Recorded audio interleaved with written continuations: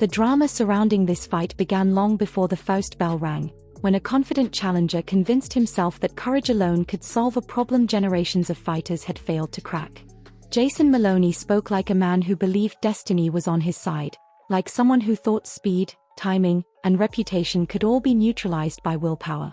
He promised to shock the world, promised to hunt down the most feared man in modern boxing, and promised that once he caught him, there would be no escape. What Maloney didn't understand was that Naoya Inoue was not simply another champion protecting belts. He was a force shaped by discipline, violence refined into precision, and an unshakable calm that only grows sharper when disrespected. By the time this fight was made, Inoue was already deep into a reign that felt less like a career and more like a warning. 19 fights, 19 wins, 16 knockouts, and a growing reputation for erasing bravado from opponents who entered the ring believing too much in themselves. Fighters before Maloney had spoken confidently, dismissed the hype, and paid the price. Antonio Nieves learned that lesson. Juan Boy learned it. Each time, the story ended the same way: early belief, brief resistance, then the realization that there are levels to this game, and Inoue exists on one most fighters never touch. When the opening round began, there was no immediate chaos. Both men tested the waters, circling, watching, measuring reactions. Maloney tried to keep distance, flicking jabs, hoping to control space and rhythm. Inoue allowed him that illusion for only moments. Every step Maloney took backward was answered by Inoue stepping forward, not recklessly, but with intent. Sharp jabs snapped out, not always to hurt, but to gather information, to condition reactions, to quietly take control. Even then, it was clear who dictated the pace. Inoue landed cleaner shots, moved with more confidence, and looked like a man warming up rather than a man in danger. As the rounds progressed, the pressure increased. Inoue's footwork cut off the ring, shrinking Maloney's world inch by inch. Whenever Maloney tried to reset, Inoue was already there. Whenever Maloney hesitated, Inoue punished him for it. The difference in speed became impossible to ignore. Inoue's punches arrived before Maloney could fully commit to his own, snapping heads back, digging into the body, forcing defensive reactions. Maloney began to clinch, to grab, to survive rather than fight, and that desperation only fed the monster standing across from him. By the second round, any hope of a slow, tactical contest evaporated.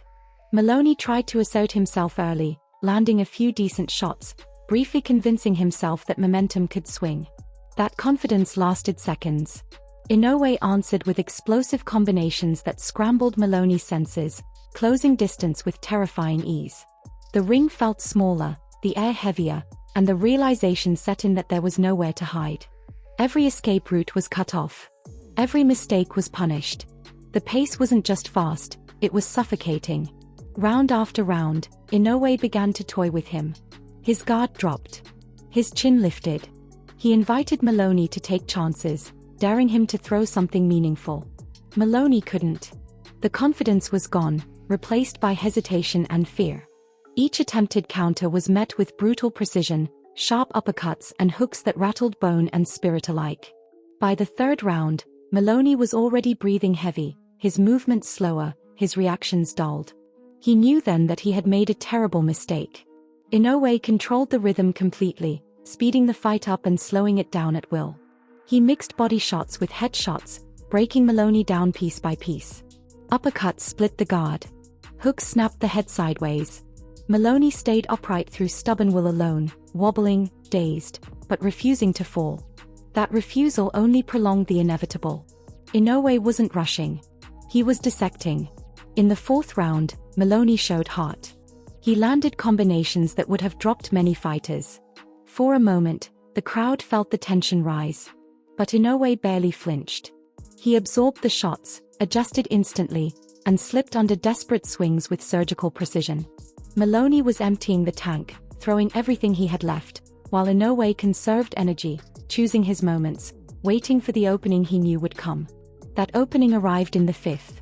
Maloney landed clean, snapping Inoue's head back, igniting a flicker of belief. He pressed forward, committing at last, convinced that maybe, just maybe, the impossible was within reach. Inoue's response was merciless. A brutal counter shattered that illusion, followed by combinations thrown with speed and malice. Body shots sank in. Headshots landed flush.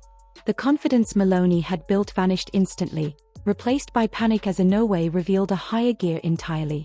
By the 6th round, the end was written. A sudden left hook sent Maloney crashing to the canvas, stunned and broken. He rose, but his legs betrayed him.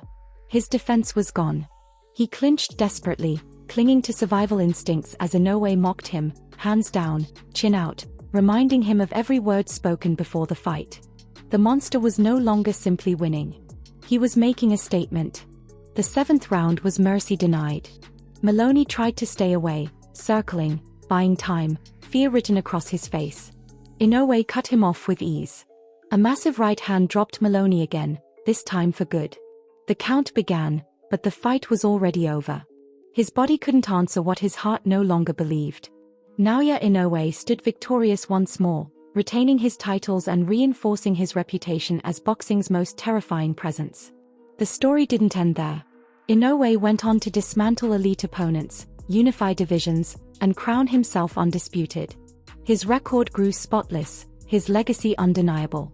Maloney, to his credit, continued fighting, but the night he challenged the monster became a turning point, a reminder that confidence without caution can be a dangerous thing in a sport that shows no mercy.